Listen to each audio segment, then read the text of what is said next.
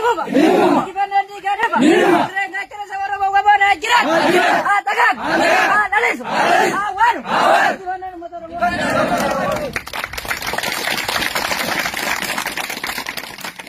Ega mawala lota kanga ba jal sabambon senan jalan nure senan jalan ni anu sana waduna libera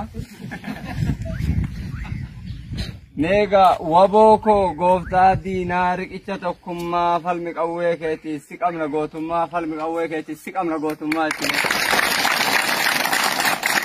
Sabab jete batus gindilla ulfata qata hobbafatte Qaata obbaafatte jabaadhuni moota qabsoon wacamiti mul'ata waaqaati qabsoo wacamiti mul'ata waaqaati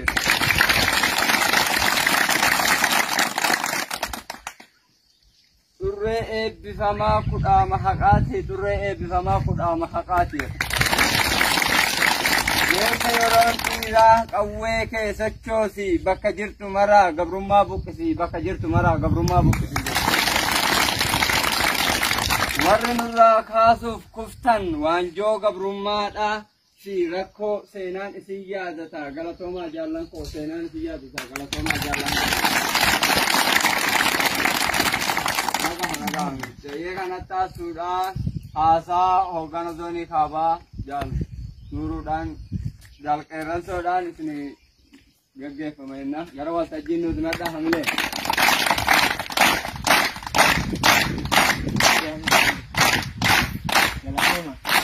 Akam? Sudah kita ni tu. Baik mah.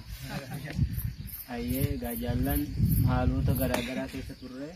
Sahunda kita dabarre bakana tiro lamma fawalar gun injikan not anati. Kanafi bagahat agesani jalan immo moral lenji kita kutani lenji ulfatu dat abdu aman dat abi osonjenne bele osonjenne Rakko hiraasama diinaati osoo badi hin jenne sadarkaa kana dhaqqabatanii guyyaa eebba har'aa kana geessaniifi baay'ee isiniin boonna isin abdanna baga isin ga'e jechuu barbaada.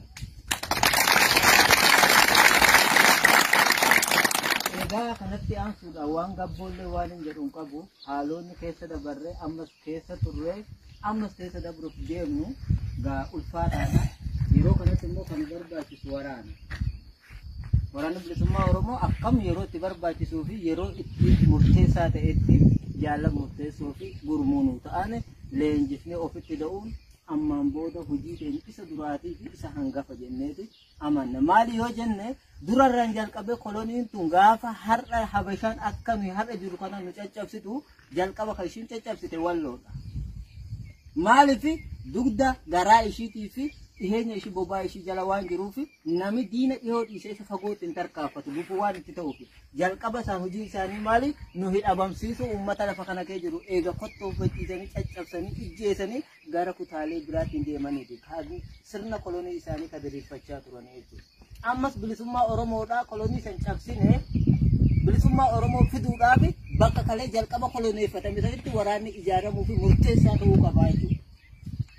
Jalqaba walloo koloneeffatame kan ittiin cabe walloodha ammas achi deebi'uu fi asitti waraana bilisummaa Oromoo uummata Oromoo kutaalee Oromiyaatiin deeggarame ilaalcha addaa itti kenname quuqaa mataa gowwoo jiraachuun Oromootu waraana bilisummaa Oromoo miti lafa kana keessatti dhukkuba warra habashoota akka ta'e murteessaadha jechuudha. Kana waan ta'eef dhukkuba kanaa miti dhukkuba isaan keessa jiru buqqifnee sirna keenya gadi dhaabuuf eenyummaa Oromoo gadi dhaabuuf eenyummaa Oromoo kabachiisuuf bilisummaa fi birmadummaa Oromoo fi Oromiyaa eeguuf waraanni bilisummaa Oromoo lafa kana keessatti ijaaramu waraana akka murteessaa fi barbaachisaa jedhama. Kana itti amana dhaabii keessa kana ummati keenya sitti amana dhaabii keenya akka abaawwa bootti itti amaneeti ka akka waraanni kun asitti dhaabbamu wareegama barbaachisu kafalamee sadarkaa kan akka qaqqabu ka godhamaa jiru jechuudha. Kanas keessatti shiroonni garaagaraa ni jira. Shirri silaa yeroo hundaati gaafa jabaattee humna taatu siisi dhabamsiisu karaa keessaas ta'e karaa alaa wanni garan galchine jiru jechuudha diinni. Maaliif dhukkubbii isaati badii isaatiif hojjechaa jirtu ta'e namni fedhe baduu hin danda'u. Baduu diddaa fi innis karaa danda'u si keessatti ta'e siin alatti shira barbaadu si keessa ni oofaa jechuudha. Kana hunda dinnee isa keessaaf dandeenye of keessaa dandeenye buqqisa alaatis ofirra karaa dhufan simachaa horuu fi wal horuu baay'achuu fi baay'isuun falmuu fi falmisiisuu loluu fi lolchiisuu itti fufaa jechuudha. Kanaaf of qopheessuu nu barbaachisa. Kun lola bu'aa kaate Oromoon cabeera jechuun du'eera jechuudha. Nu yaara hin doona ni jirraa jennee dhidhiitannee kaanee abbaa ta'uu agarsiisuu fi karaa takka qabannee jira. Karaa kana galmaan gahuuf immoo waan fedhe wareegame lubbuurra waan ulfaatu hin jiru.